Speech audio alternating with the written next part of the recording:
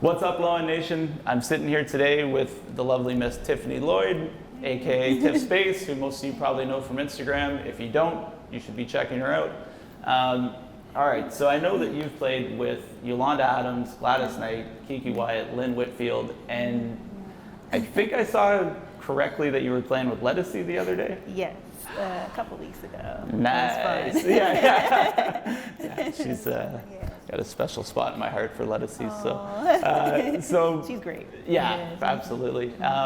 So I know that you are based in DC now, but where did you grow up and how did you first get into music?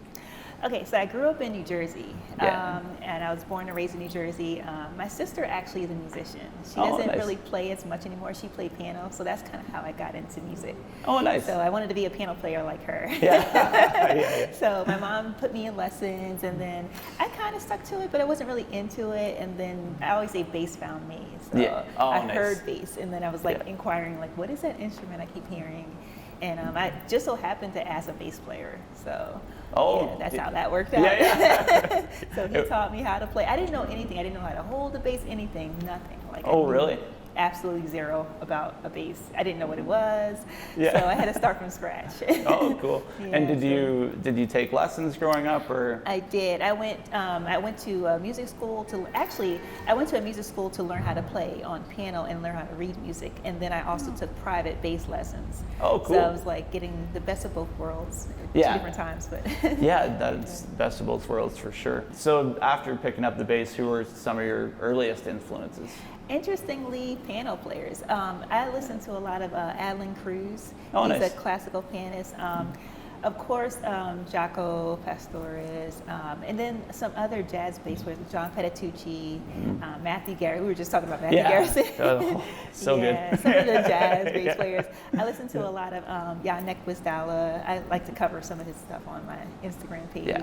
He's great too, and another great instructor as well, with some really really good material out for sure. Who would you say are some bass players now that influence you? Oh man, let's see. Oddly, here's another odd thing. I would say organ players, because they to me sound like Corey Henry. Oh yeah. He makes me a bass player sometimes, it's really cool. And then there's some New York organists that I've heard, and it's like hearing them play with their left hand is like bass lessons for me. But I still listen to a lot of Matthew Garrison and Yannick Wisdala. They're still my current influences as far as, of course, Victor Wooten. One of everyone's influences. Right. I think. Who does he not influence? So, Absolutely. So having started on piano has really kind of continued into how you look at playing bass, essentially. Yeah, it helps shape how I approach bass playing. So I kind of approach it from a keyboard or piano standpoint. Yeah. So you've been referred to as a keyboard player's dream. So is this kind of how that nickname came about? That's how that came about. Yeah. Oh, okay. I get it. So that makes a lot of sense. Yeah. So for any of the younger players that are watching, what are some of the first things you remember learning on bass? Like, what would have been some of the exercises that you? A lot of fingering exercises. Oh, okay. That's a big thing, and I was taught to learn fingering because you have to have clean technique in order to sound good at any song. Yeah. So between learning your scales and then just perfecting technique with your fingering, that's really important. I'm sure you've seen some bass players where it's like their technique is kind of kind of like scary a little bit. It looks like that's the hard way to do it. Right. The hard way. Absolutely. So. Would you be able to give us an example, like play us an example of a fingering exercise? Sure. And I always tell them bring their metronome, like play with your metronome, of course. That's so I'll just very key. Play, definitely key, or else you'll be a drummer's nightmare. So there's some 2-finger exercises, there's 4-finger exercises. One I always show students, if you use your these are your 2 weakest fingers on the bass, like as far as playing bass, not in general, but So you want to exercise those. So you can just take it's kind of like a walk up. You can start anywhere. I usually start beyond the 12th fret, and then just kind of really slow. If you do this all day, and I always say start on the 4-string, don't start on the 5-string. So I'm not gonna act like I have a 5-string right now. So simple things like not good at talking and playing at the same time. Yeah. Oh, yeah. So just like that, and you just pretty much walk all the way down and walk all the way up. Another exercise, you might have even seen it, is like you can alternate your fingering. It's all just to strengthen your fingers. Things like that. It's always fun with a metronome. So things like that, you know, are good to do like for hours. I mean, you know, not just endlessly, but, you know, structured, you know, just kind of speeding up the tempo after a while, you know. So, What you just played there is still how I warm up every time I pick up the bass, because it's, you know, having gotten a little older and having a busy life, sometimes you don't get to pick up a bass for a week, and all of a sudden that pinky's like, you're like, oh, I used to use that. And I like how you said that, like if your technique isn't good, it's hard to execute the things you want to execute. So just having the finger strength a lot of times is what really helps you get through some things. So and doing it slow first. Because a lot of people are scared to try things slowly. It's like, oh, it's not gonna, you know, because you see people do things really, really, really fast. Derek Bennett, for instance, I covered one of his solos I saw on that. Instagram. It's great. Everybody was like, oh, how did you do it so fast? I'm like, do you know what I started at? Like, snail pace, you know, because he's super fast. And even that video, I didn't do it to, I think I was 8 beats slower, 8 beats per minute slower. But just the fact that you start slow, so, and then you can perfect any exercise or, you know, solo or whatever it is. So,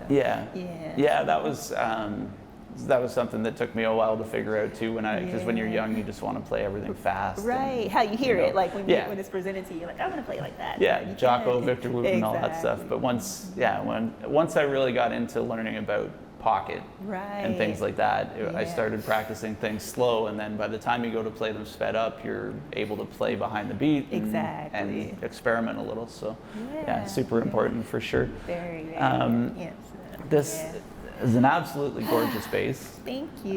So Elrick, and you were actually the first black female endorser of Elrick basses. That's pretty, I was like, wow. You're a little blown away? A little blown away. So, nice. And what are some of the specs on this thing? Buckeye Pearl finish. Let's see, Elixir Strings. He actually has his own strings, and I actually had them on my bass before. They fit perfectly, but I use Elixir Strings. They're like my favorite strings. Nice.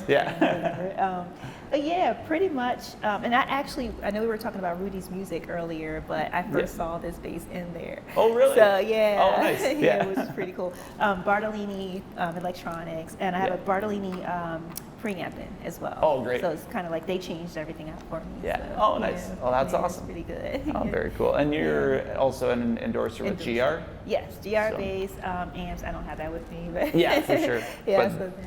But if you did, you could carry it because they're super light. Oh my gosh, they get lighter and lighter every year. They had a whole display at NAMM last year, or the year before last, about how light, you know, they're making their boxes now. So, I was. I got a chance to try one back in January for the first time, and I couldn't believe how. I'm still lugging around an old like Eden 210. So. Oh great amps, but they're kind of heavy. Absolutely. So you've, like I said, you've been based in DC. Right. And obviously you've worked in New York. So you were previously on a off-Broadway musical called Four Colored Girls. Yes. Can you tell me a bit about that show? Oh man, that was amazing. That was amazing. It was a lot of bonding between the cast and the crew and the band, so that was like the best part. But it was really a great show, and they're actually in the second run now. But, great. It was a fantastic story. It was a tearjerker. We all cried. Even us in the band in the back, we would like cry. It was really an emotional play. So that's amazing. It's a pretty powerful play when you have the crew crying. I would say so. Especially if it's after the first night. Especially after the first night. But it was a lot of fun. That was the best part. It was so much fun. Great. And so you aren't doing the show this year, but you were able to go to the Grammys this year. So what brought you to the Grammys? Just the fact, I don't understand why a lot of people don't go to the Grammys if you have the privilege to go. I just had to go. Like, I'm just like, especially after my first experience there. I went right before COVID, so yeah, literally right before 2019-ish. Actually, 2020. So, because it's in January, and it was right before everything shut down. So NAMM, that was the last time I went to NAMM, right before COVID, 2020, and then the Grammys. So the first time I went to the Grammys, it was like I didn't know what to expect. So this time I just had to go back. It was just like I have to go back every year. So great. Whenever they have it. Yeah, and you've got a relationship with the Grammys.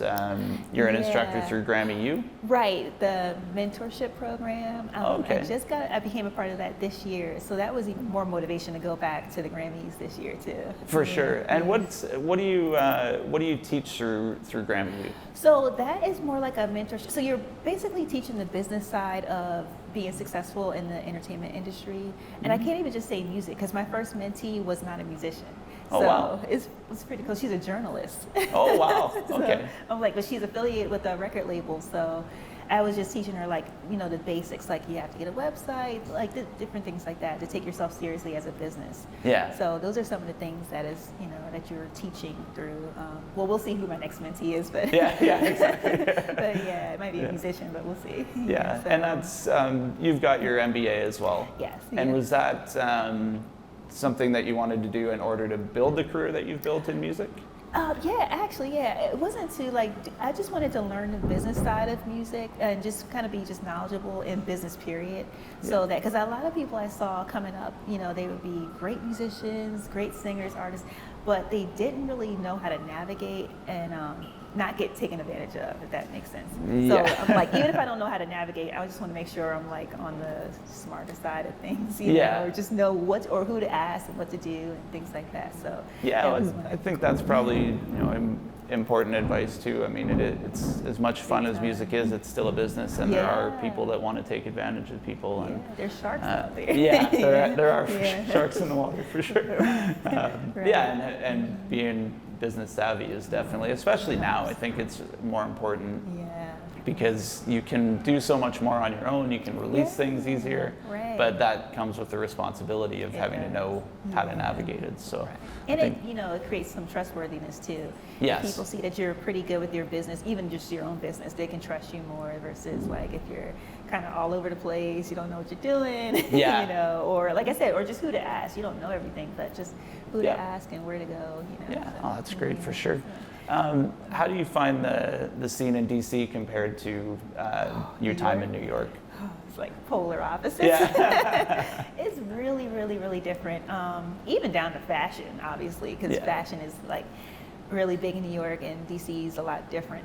But musically, I know, like in DC, you never, like if you just stay in DC and just work as a musician, you will never have a day off. You have to literally take a day off. Oh, really? So, that's a good problem to have. In DC, I don't find as many Broadway musicians, so that's one different thing that I, noticed between New York and DC. So most of the people I know in DC are R&B artists, of course, gospel artists. There's a lot of churches. Not that there's not a lot of churches in New York, but there's a lot of and also in DC you have go-go. That's another genre that I don't know if you've heard of that. Absolutely. It's a different. It's a really cool part of the DC scene. I mean, it's huge, right? So definitely huge.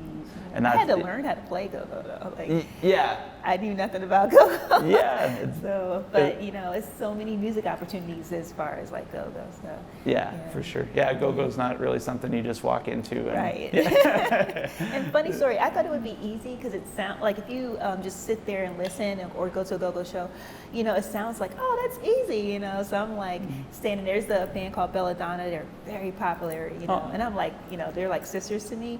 But when I first came around them, I'm like, oh, wow, I want to, you know, sub in with them, you know, it'll be cool. And they're like, yeah, come to some of the shows, just listen in. And I'm like, cool. And then I like tried it on my own, like to come to rehearsal. And I'm like, this is kind of not as easy as this will be a little more work than I planned. Yeah. And it's like, it's a feel more than rules and stuff like that. So I was more used to like structured jazz, gospel. This more even classical is rules, but go-go is like more about feeling and the right time to do this and that. So yeah.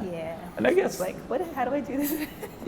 Well, no, I mean, it's created so many great musicians too. Great DC musicians like Michelle is, grew up in that scene. David Dyson, who we'll talk to later today. Exactly. So it's really interesting. If you're not familiar with go-go, you should really definitely check out some DC artists for sure. And I guess that's actually a question I really like talking to people about is, I mean, it's harder to teach the whole feel aspect of playing bass. And did you find like pocket feel? Right. I mean, we use these terms a lot, but did you find that pocket was something that came easily to you, or was it something you kind of learned from other players? I learned from other players because coming from like listening to a lot of piano players, pocket was not like I was like, I want to play all the melodies, oh, pocket, that's boring. So I had to find my own way of making pocket great for me and to express myself through just plain bass playing, just pocket style. So for sure. No, it's it's interesting. It's usually a thing that it's a hard thing to learn until you've been out with some other musicians and gotten beat up a little bit. Right, got on everybody's nerves. For sure. Nothing will destroy pocket worse than nerves. Oh God. Exactly. Sure. So, did you go to school for music eventually? I know that you didn't go to school. What did you go to school for first, and where did you end up? I first went for sports administration, so the business side of sports. I wanted to do music in grad school, and I found out the hard way that was the only major that you couldn't do in grad school if you didn't do it in undergrad. Oh, wow. So I was like, okay, so that's when I went to business. That's why I chose to do an MBA. But so I went to a private school in Catonsville. It was through Bill's Music in Maryland. Oh, nice. And that's where I studied, learning how to read music and everything. And then I studied with some private instructors like Adam Johnson. Actually, just Adam Johnson. And my first teacher was Frank Washington. He was the one that actually showed me how to play the bass, how to pick it up. That was the one I just so happened to ask, like, what's that sound? What's that instrument I keep hearing? And that curiosity will take you far. Very far. And again, something that you'll have a unique perspective on, but what was it like coming into the music scene when you did as a female bass player? Oh yeah, that was interesting. Well, the funny thing is I grew up playing around all guys. So at first I didn't see it as, okay, how are they going to take me? I'm a girl, because they just treated me like one of the guys. Not like disrespectfully, but just like musically, we just expect the same thing from you as anybody else. So I didn't see it any different. And then when I, my first band outside of church, was an all-female band I started playing with. Oh, great. So that, matter of fact, Belladonna, the one I had mentioned a little while ago. Oh, so nice. that was fun, and then as I started to branch out, and, just work with different people, I would get those funny comments once in a while, like, I'll be walking through the airport with my bass, and a guy will walk up to me like, can you really play that thing? And I'm like, I'm in the airport. I don't understand why I would be walking through an airport with a bass if I can't really play. But, you think about it like, would you have asked a guy that? Probably not, so I don't harp on those things, but I just want to keep up with my beginner lessons while I'm on vacation. Right, so but it's been, I will say though, like, because, after the Beyonce, like, first all-girl band started, it became a big trend. So I gotta admit, like, that was a lot of, like, a big break for me as far as coming out and really becoming successful as a bass player, period. Because it was such a demand for female, and still is, for female bass players. Whether it's a music video, a band, an artist that just might want an all-girl band, or even, like, it was funny, the Grammys, not the Grammys that I went to in LA, or it was in Vegas this year. But the Grammy, when I was playing with Ledisi and Yolanda again, that, I believe they told me they requested a female bass player. Oh, great. And I was the only female bass player in a recording academy. Oh, so, nice. that worked out. I know, but it's been interesting. I always try to keep in mind, it's the instrument first, and then I happen to be a female bass player. Because when your name goes on credits on albums, they're not going to say Tiffany Lloyd, female bass player. It's just going to say Tiffsbass or Tiffany Lloyd. That's it. You know, so at the end of the day, I just try to pull my weight as a player. Yeah. And then it's like, oh, I happen to be female. And you know, people, you know, being a guy, I mean, people, I've heard complaints, oh, well, you know, they're hiring this person because they're a girl, but like you said, you still, like, you can't get hired to play bass with great artists because you're a girl. You have to be able to play. You got to be able to At play. the end of the day. You know, there might be an opportunity because, like, if somebody's looking specifically for a female bass player, but to get in the door, you got to have the chops, right? I don't think there's any validity to that, you know, whole argument. So. You never want somebody to say, I can't see the person, but is that a girl playing? Because it doesn't sound like aggressive, or you don't ever want that. No, you know? for sure. Yeah. That's why I always say, well. Yeah. I don't think you got any worries with that. No. It's been cool. It's been fun. It's been like I said, I haven't had any like bad experiences with that, you know, but just interesting. But the like you said, the attitudes are changing, and there's, you know, it seems like there's more and more women that are picking up bass as an instrument now. It seems like, which is super cool. Super cool. Even in the, you know, I'd say over the last 20 years, there's been a pretty huge shift. So. Yeah, that's what I'm saying. It's been a big opening for that. No, it's great for sure. Besides obviously being a killer player, what are some skills, personal skills that you think it's, you know, that you've obviously brought to the table that have made you an in-demand player? Oh, okay. I guess like musically, just like focusing on warming up, like you said earlier, on the basics, you know, scales, modes, techniques, and things like that. Because it's easy to become really busy once you become popular and you don't practice. Like you're only learning songs, and then you can get kind of rusty. You got road chops.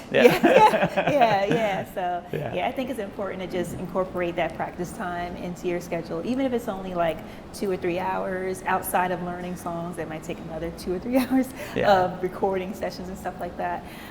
But really, like, it's just like singers. I think singers that keep up with having vocal lessons, you know, vocal instruction, they're like some of the best singers because they stay sharp. You know, it's the same thing with musicians. Yeah, and you can never be too good, right? Right, you can never be too good. If you are too good, you can kind of go downhill if you don't keep that, you know, oil change going. Absolutely. And what are some of the like non-musical skills, or the, I guess, the soft skills you need to bring to the table to?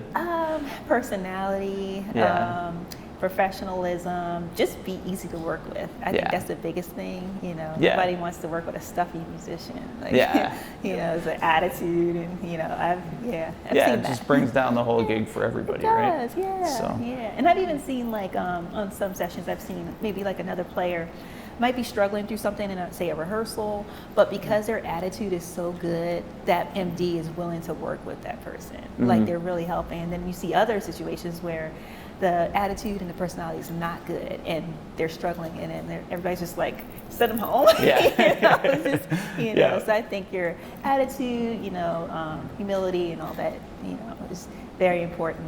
And those things are just as important as being able to play, I think. I mean, nobody, like you said, nobody wants to be on a gig with a stuffy musician, or not even expand that into being on the road, and all of a sudden it's a whole other thing, right? Speaking on the road, also being in shape, or as close to it as you can, like just trying to stay healthy, that makes a major difference. Especially I found, like, even when doing my own shows, stamina and just, you know, not getting tired, because when you're doing your own shows, you're not a background instrument anymore. So you're in the front, you're sweating, you're smiling, you're performing, you're running around, well, not running around, but so you have to be straight. And then, like you said, with the road, you know, you have to be able to pull your instrument and your luggage at the same time, lift a lot of things. So I think it's important to stay healthy.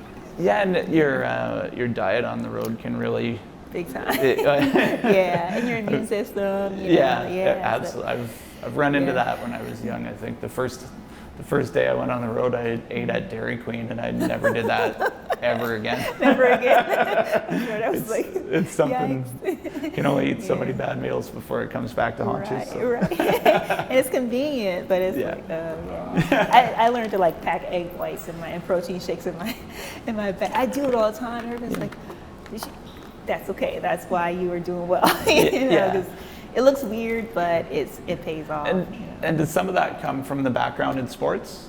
I think so, yeah. I played basketball a lot growing up too. Oh, nice. So, and then so I was always geared to working out and things. And then I started training with a trainer. I still have a trainer to this day. Oh, great. So that keeps me, but it keeps me in tune with, staying in shape and as far as like healthy eating and things like that. So, oh, that's great. There's sometimes a disconnect with a lot of musicians between sports and music, but it's a lot of like a friend of yours, Ari, I saw was out golfing the other day, and I mean she's one of the busiest musicians around. Exactly, right? So, she's doing so great. So it's very interesting. And I think that's a great point that maintaining some level of health, and it's I just lost 10 COVID pounds myself, and I feel a lot better. And it's hard because you get out of rehearsals late and gigs late, and you want to just go eat something. And if you just kind of turn that around and try, or have something in your car and be a nerd like me and have egg whites sitting there in the car. And everyone's like, we're going to IHOP. And I'm like, it's better than a slice of pizza, right? Do you mind showing some slap technique stuff? Oh, yeah. That'd be cool. My man Dave would be great too for that one. Oh, yeah. He's going to mute pick us to death later, I think. So. Right? I'm kind of basic with slapping, but it's probably easier to slap on like a 5-string like this or a 4-string. But basically, it's so funny because when I first started playing, it was one of the first things I began practicing with slap bass. And that's probably not the best. You should practice technique, and slapping is a technique in itself. One thing I start my students off with a lot is just a slow octave, like, and just come up the neck like that. And then once they get bored with that, I'm like, go back down, and then, or descend back down, but also just real super basic. Just nothing fantastic. And then just, of course, you're having a metronome or a drum. For sure.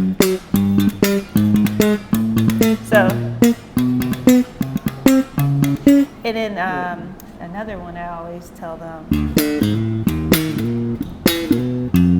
So, like I said, nothing fantastic. It's just things that you're basically going through, and then you go to Victor Wooten for all the other things. But just like, establishing a nice clean technique first, and then you can graduate to the other things, like interlocking, which me and Dave did on the show. For sure. And Dave was on one of your singles, correct? No, not one of my singles. That backwards. But he was on your show. On the show, on my City Winery show in DC. And that was so cool because we did this. It comes from clean technique, interlocking. And you have to be pretty clean because you're literally playing slap bass at the same time. And I'm sure he'll talk about that later. For sure. You have to be like, so it was really fun. Fun. The crowd liked it. Absolutely. That's very cool. And you have 2 singles of your own out now. So Viscosity and Paradise. Yes. Nice. And do you have more music of your own in the works, or is the gig schedule a little too busy? A little combination of both of that. I have my album written out, and I'm like, okay, now I just have to record it. And then the gig schedule can take over a lot sometimes. Great. And both are available on Spotify, Apple Music, and all the platforms, Amazon, and then also on my website. You can just kind of plug away at the little icons, and it'll say, it'll pull up all the other platforms and everything. Nice. Okay, well, make sure you guys go and grab both of those. They're both killer tracks. So. Thank you. Yeah, a little different from each other. Definitely different. Yeah. Both really cool. It's like, did the same person write that one? Yeah, for sure. That's what I'm working on with my EP too. I want it to be like a vast difference of sounds and stuff. That's jazz. Exactly. Yeah, for sure. So, like we talked about, your endorse with Elrick, Elixir, GR, and Bartolini, correct? Yes. So what advice would you have for people that want to get endorsements of their own? How should they go about doing that?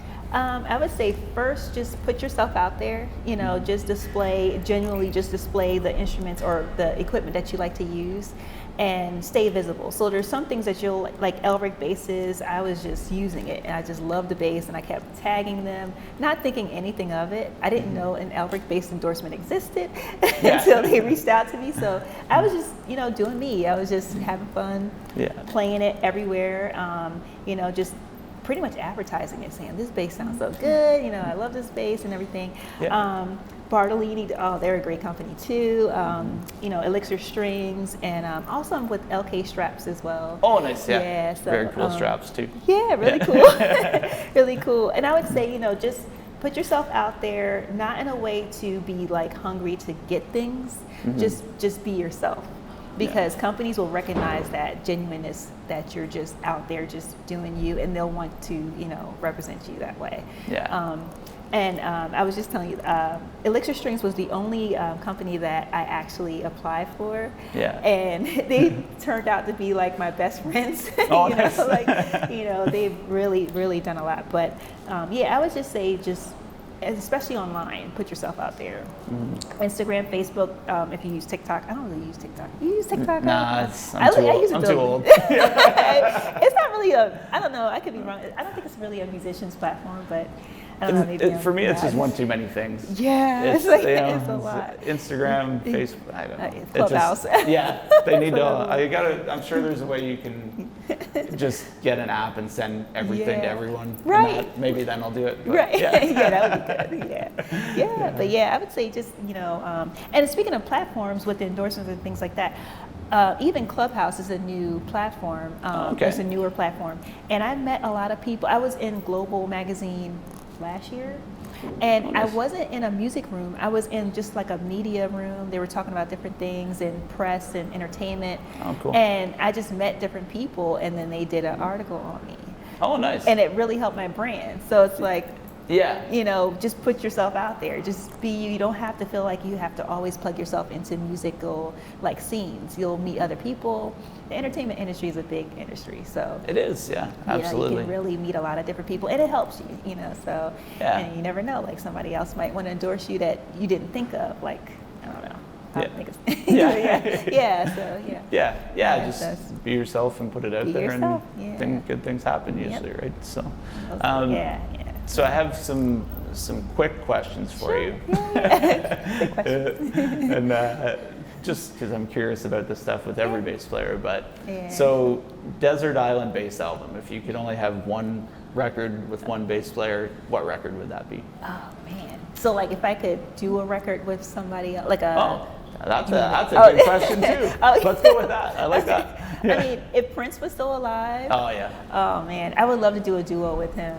Yeah. Like that would be like, I don't know what part I would play. But that would be one I can think of. Oh, nice. Yeah. And is there a bass like an album? I guess a bass album, like favorite bass lines of all time. It's an old album. Have you ever heard of a bass player named Jeff Berlin? Oh yeah. Definitely. I would do that whole thing. Like I would love to. Oh, cool. Yeah. Jeff Berlin's great. Yeah, I haven't listened to, but I used to always listen to his music, his CDs when I first started. So he was another influence I forgot to mention. Yeah. Oh, cool. Yeah. So you've got a pretty great resume already, but who are some artists that you haven't worked with yet that you would absolutely love to work with? I would say Justin Timberlake. For some reason, I really love his music. Or I'm intrigued to work with him. Ariana Grande. Yeah. Not necessarily for her music. I love her personality. Yeah. I saw her at the Grammys the first time. Oh, nice. And I was just like, she's awesome. Yeah. I would love to work with her. Who else? I already mentioned Prince, but he's not here anymore. Yeah. So. I would say Justin. Whoever else I really fit in with. Yeah. So perfect. I think that's important too. Yeah. Definitely. Yeah. It's got to be a fit for sure. Yeah. Right. Yeah. What's the thing in your music career that you're most grateful for? You've done a lot of really cool things, but. Yeah. Oh man, that's a big question. Yeah. Most grateful for opportunities. Yeah. Yeah, and mostly, not to sound conceited, but also being open to criticism and just, asking. I ask a lot of questions, and I ask a lot of questions, and I absorb the information. I run with it. So I guess just being like that, I'm really grateful, because if I wasn't that type of person, I probably wouldn't have gotten anywhere.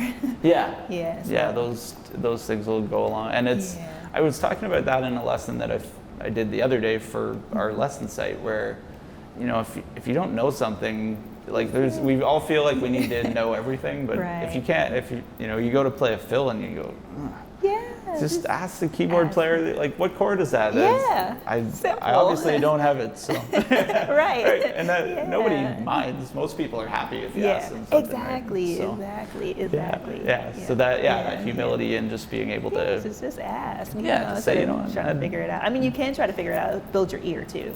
But if it's something where you're just like, okay, I've tried this for about 10 minutes now and I don't know what it is, just ask somebody. Yeah, absolutely. Yeah. So what advice would you have for young musicians? I always tell them discipline is key. Oh, So, growing up, especially for me, like being a girl, I wanted to go to the mall a lot, hang out a lot of sleepovers. I did those things, but not as much as the next girl, because I was spending time practicing my instrument. So discipline is key. Even when you're a professional musician, like even at that point, you have to keep up your discipline. Mm-hmm. But to get there, you spend a lot of hours practicing, which is discipline, Yeah. I always say if you want to be a full-time musician, you got to put in full-time hours in practice. Yeah. So if you, and I'll, like the same thing like with being on TV. If you want to be on TV, the way to get on TV is not to watch TV. True. Do the other things that it's, discipline. So, but yeah, lots of practice. One thing I was told, and it's so true, don't practice songs all day.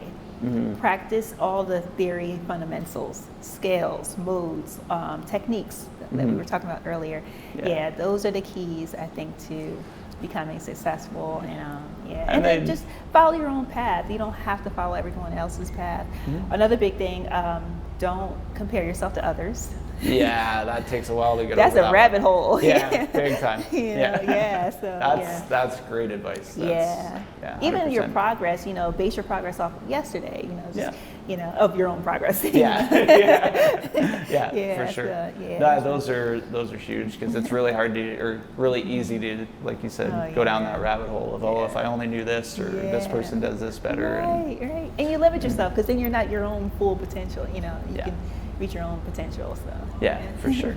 Right on. Well, I think that's good, but thanks so much for coming down and hanging out with Low End Nation today. We really appreciate having you. It was great to finally meet you. Yes, you too.